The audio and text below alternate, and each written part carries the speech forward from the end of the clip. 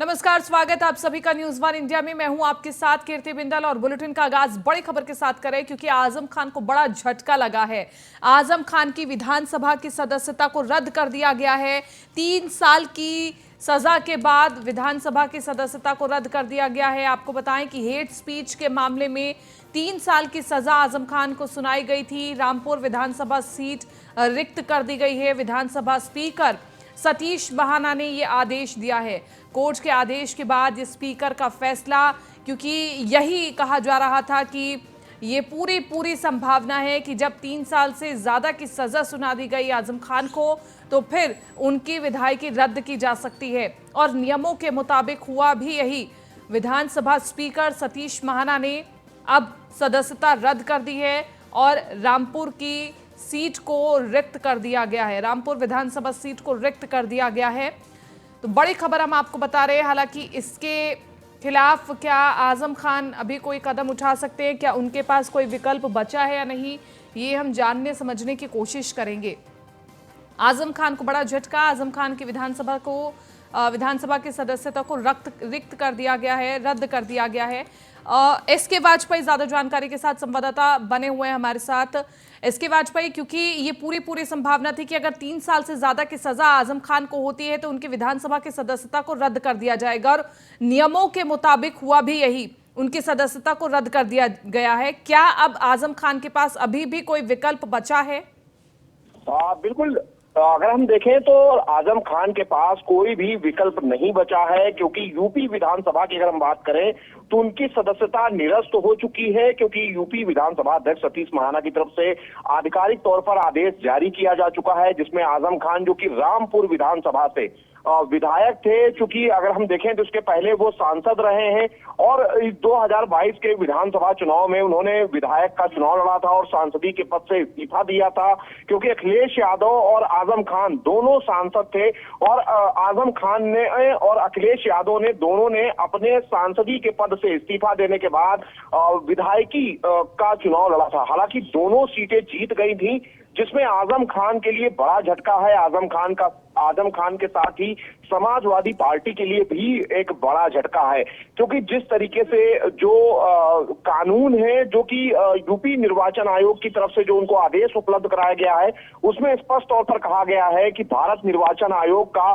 स्पष्ट निर्देश है कि अगर कोई भी जनप्रतिनिधि जो कि विधायक या सांसद है, लेकिन अगर उसको 3 वर्ष या उससे ज्यादा की सजा होती है तो ऐसी स्थिति में उसकी जो सदस्यता है, जो कि लोकसभा या फिर विधानसभा से है, वो निरस्त मानी जाएगी। तो ऐसी स्थिति में कहीं न कहीं आजम खान के लिए एक बड़ा झटका जरूर है। और चूंकि समाजवादी पार्टी जहां पहले ही आजम खान की लोकसभा सीट खो चुकी है, क्योंकि भारतीय जनता पार्टी ने उस सीट को जीत लिया था, अब देखना यह है कि आजम खान की सीट जो कि रामपुर से है वो खाली हो चुकी है। तो अब क्या तरीका समाजवादी पार्टी की तरफ से अपनाया जाता है और आजम खान की तरफ से अपने उत्तराधिकारी के रूप में किसको आखिर ये टिकट दिलवाया जाता है, उसके बाद क्या आगे होता है।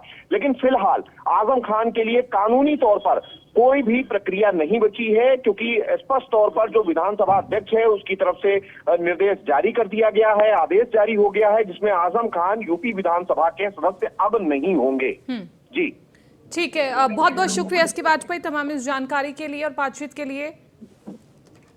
तो आजम खान के पास फिलहाल के लिए कोई विकल्प नहीं है, लेकिन इसको लेकर के समाजवादी पार्टी आगे क्या कदम उठाती है, ये भी एक बड़ा सवाल है।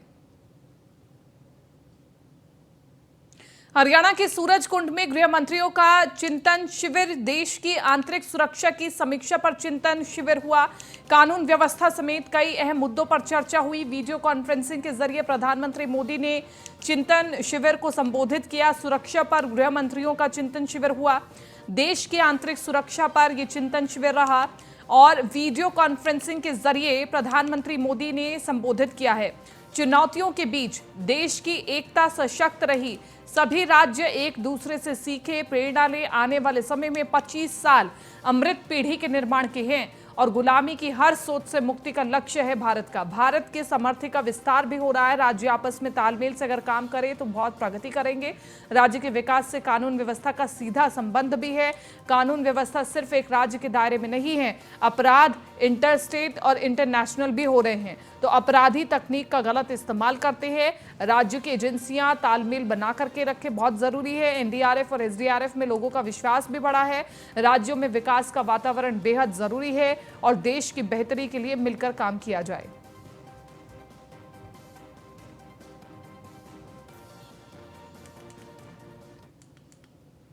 सूरजकुंड में हो रहा गृह मंत्रियों का ये चिंतन शिविर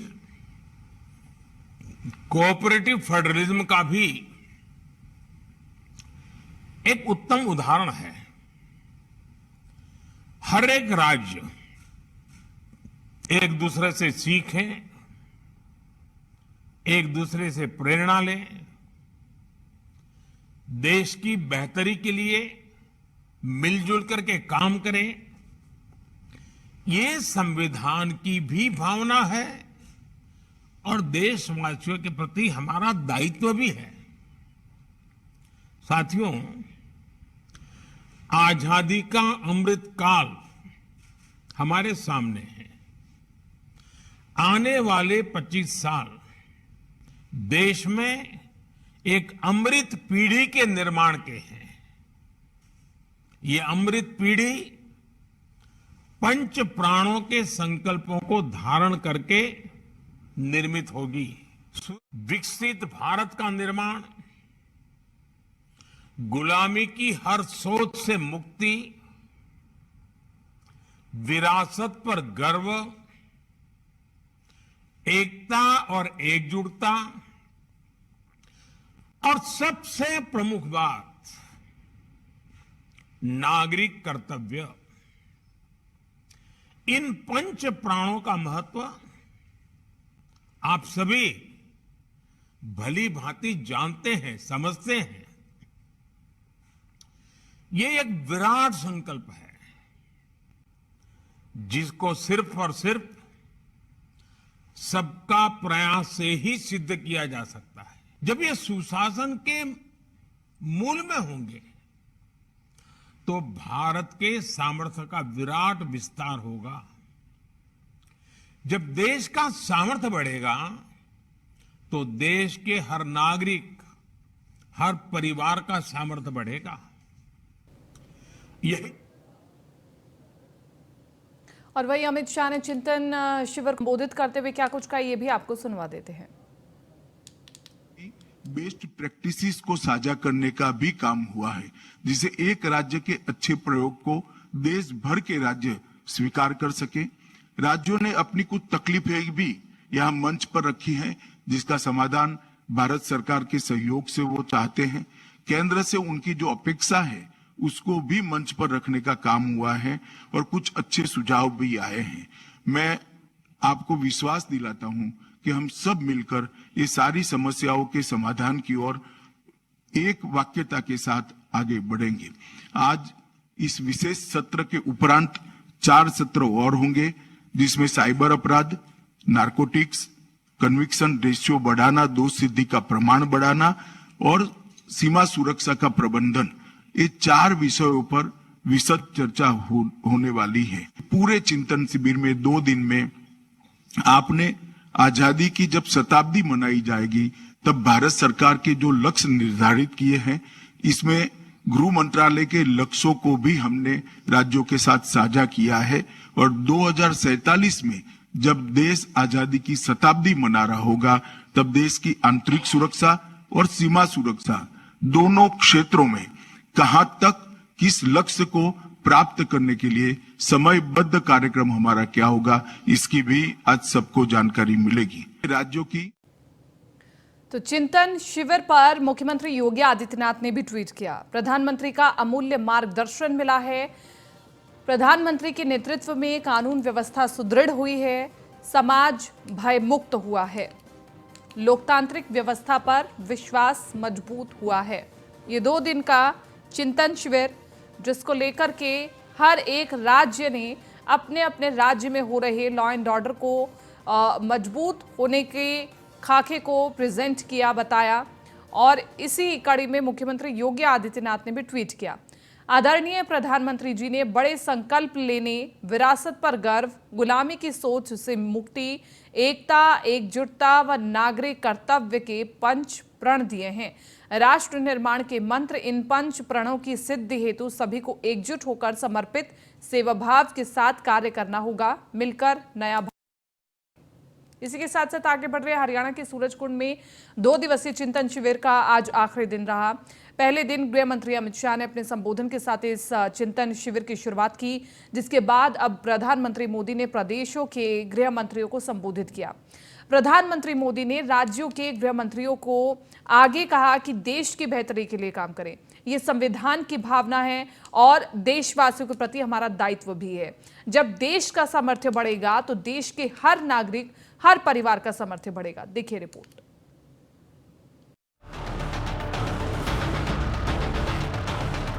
गृह मंत्री अमित शाह की अध्यक्षता में अलग अलग राज्यों के गृह मंत्रियों के साथ देश की आंतरिक सुरक्षा को लेकर चिंतन हुआ। जो मंथन हुआ उसको आधार और आकार देने के लिए आखिरी दिन प्रधानमंत्री नरेंद्र मोदी ने वर्चुअली मंत्र दिया। सुरक्षा को लेकर राज्यों के बीच कोऑर्डिनेशन कैसा रहे, आतंकवाद के लिए क्या रुख अपनाया जाए और नक्सलियों की 2 विधाओं को कैसे थामा जाए, सब कुछ प्रधानमंत्री ने अपने अंदाज में राज्यों से आए प्रतिनिधियों से साझा किया।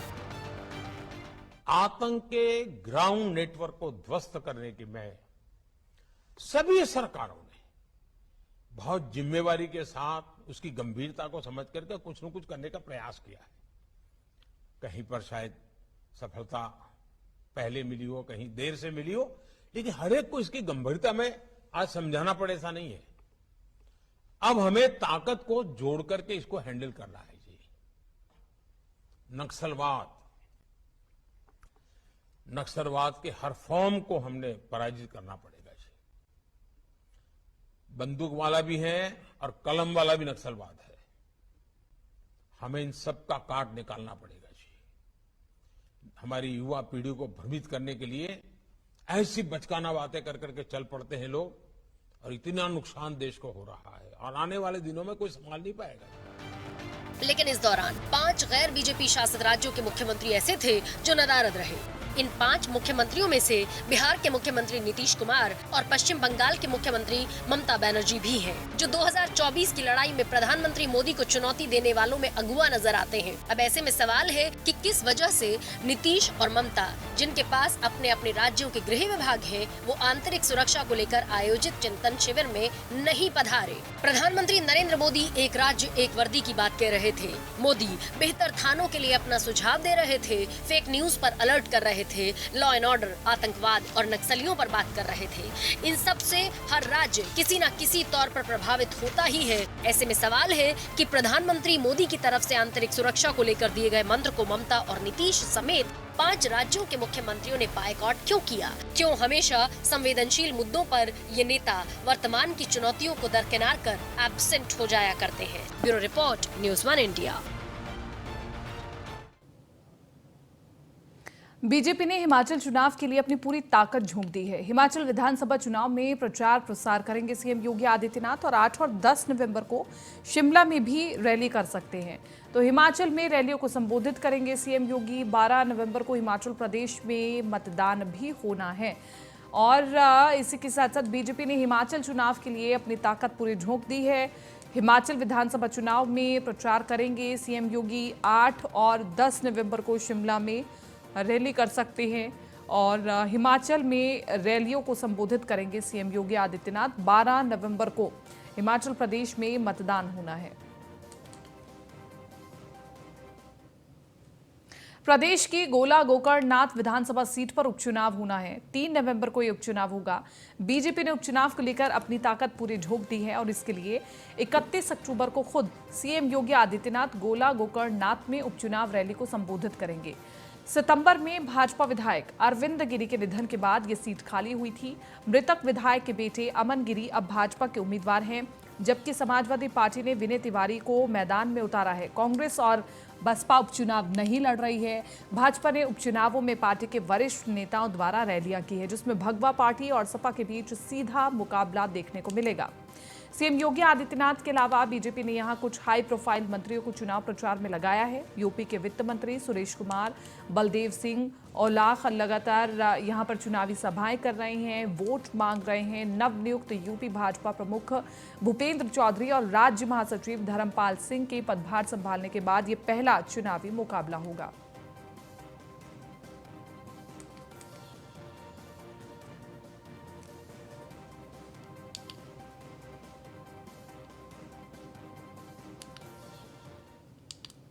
31 अक्टूबर को शाम 4:30 बजे सीएम योगी का नोएडा दौरा रहने वाला है। 31 अक्टूबर को सीएम योगी डाटा सेंटर का उद्घाटन करेंगे। गंगा जल परियोजना का भी सीएम योगी उद्घाटन करेंगे और ग्रेटर नोएडा के नॉलेज पार्क 5 में बना है ये अत्याधुनिक डाटा सेंटर।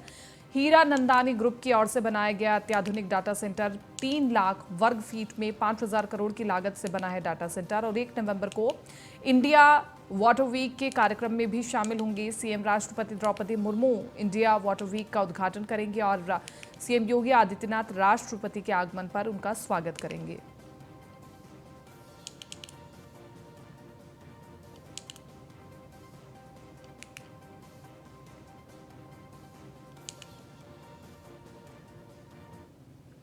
लखनऊ से अगली खबर आपको बता दें, डिप्टी सीएम ब्रजेश पाठक ने केजीएमयू का औचक निरीक्षण किया। डिप्टी सीएम ब्रजेश पाठक के निरीक्षण से हड़कंप मच गया। जन स्वास्थ्य सेवाओं का डिप्टी सीएम ने जायजा लिया और मरीजों और तीमारदारों से उनकी समस्याएं पूछी, हालचाल जाना और ये भी जाना कि केजीएमयू में किस प्रकार की व्यवस्थाएं मरीजों को मिलती हैं। तस्वीरें आपको दिखा रहे हैं। अफसरों को भी दिशा निर्देश दिए गए कि तुरंत सभी की समस्याओं को हल किया जाए।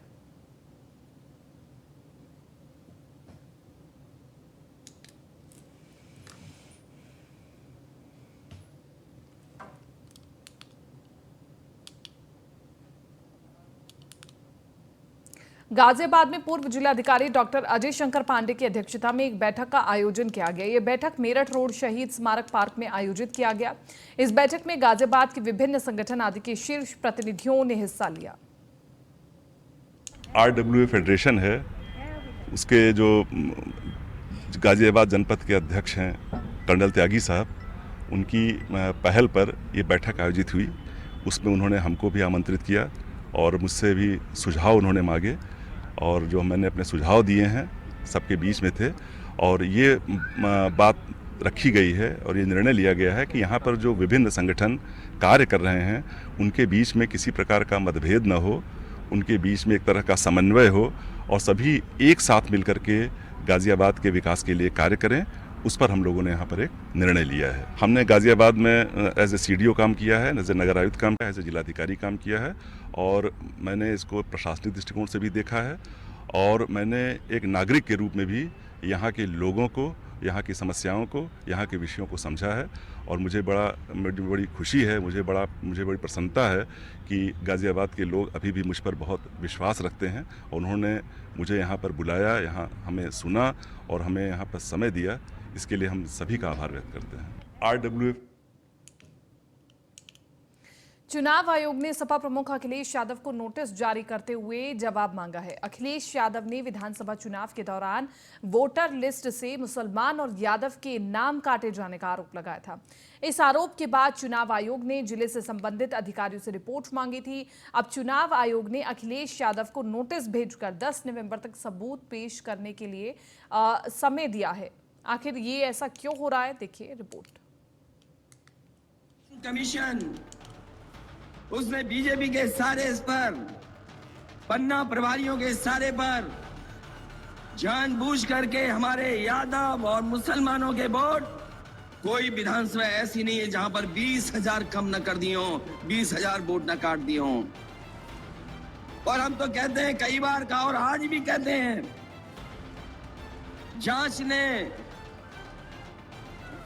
जांच करके देख ले तो आज भी 20,000 वोट हमारे वहां से उड़ा दिए गए। कईयों के नाम काट दिए गए, कईयों को इस बूथ से दूसरे बूथ पे पहुंचा दिया, एक परिवार के सदस्य को यहां पहुंचाया, दूसरे को वहां पहुंचाया। ये भारतीय जनता पार्टी का स्ट्रेटजी का पार्ट। अखिलेश का यही बयान है जिसमें उन्होंने कहा था बीजेपी के इशारे पर यूपी में हर विधानसभा क्षेत्र से 20-20 हजार यादव और मुस्लिमों का नाम वोटर लिस्ट से हटा दिया गया। इस पर चुनाव आयोग ने सपा अध्यक्ष अखिलेश यादव को पत्र के तौर पर नोटिस भेजा है। इलेक्शन कमीशन के नोटिस में क्या है? कानून जाति धर्म के आधार पर मतदाता सूची प्रदान नहीं करता है। यहाँ पर जानबूझकर गलत घोषणा सहित अनुचित हस्तक्षेप के दंड और आपराधिक कानूनों का भी प्रावधान है। सपा प्रमुख द्वारा लगाए गए आरोप बेहद गंभीर हैं और चुनावों की निष्पक्षता और लोकतंत्र पर प्रभाव डालता है। कथित तौर पर दिया गया बयान इस लिहाज से भी ठीक नहीं है कि वो एक अनुभवी राजनेता होने के साथ ही एक राज्य मान्यता प्राप्त राजनीतिक दल के प्रमुख और सबसे बड़े राज्य के पूर्व मुख्यमंत्री के रूप में चुनावी प्रक्रियाओं में शामिल रहे हैं। चुनाव आयोग अपनी बात पर अडिग है कि किसी भी विधानसभा क्षेत्र से 20,000 लोगों या इतनी बड़ी संख्या में वोटरों का नाम हटाने की कोई शिकायत नहीं मिली है। इस तरह की कोई शिकायत ना तो विधानसभा चुनावों के दौरान सामने आई और ना ही उसके बाद मिली है। अब जबकि चुनाव आयोग अपनी बात पर अडिग है, तो क्या सपा अध्यक्ष अखिलेश यादव, जिन्होंने वोटर लिस्ट में गड़बड़ी होने का आरोप लगाया था, वो अपने कहे आरोप पर अडिग रहेंगे? Bureau report, news 1 India.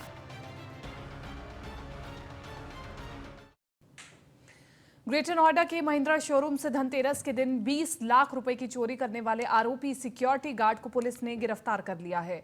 Police ने आरोपी के पास से 7 लाख रुपए बरामद किए हैं।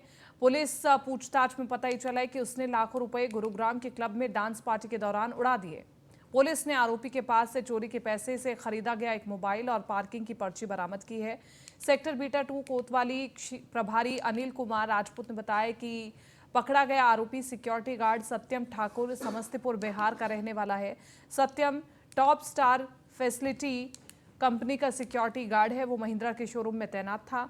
आरोपी है कि उसने धनतेरस के दिन शोरूम के कैश काउंटर से 20 लाख रुपए की चोरी की थी और इस संबंध में शोरूम के मैनेजर ने सेक्टर बीटा 2 कोतवाली में मुकदमा दर्ज करवाया था। पुलिस ने मामले की छानबीन की तो सिक्योरिटी गार्ड द्वारा पैसे चोरी किए जाने के बारे में पता चला। इसके बाद पुलिस ने आरोपी को गिरफ्तार किया है।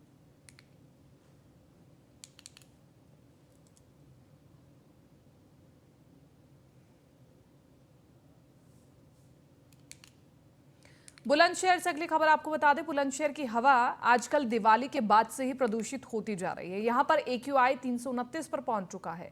बढ़ते वायु प्रदूषण की रोकथाम के बजाय वायु प्रदूषण को कम दर्शाने के लिए AQI मापक यंत्र के पास पानी का छिड़काव किया जा रहा है।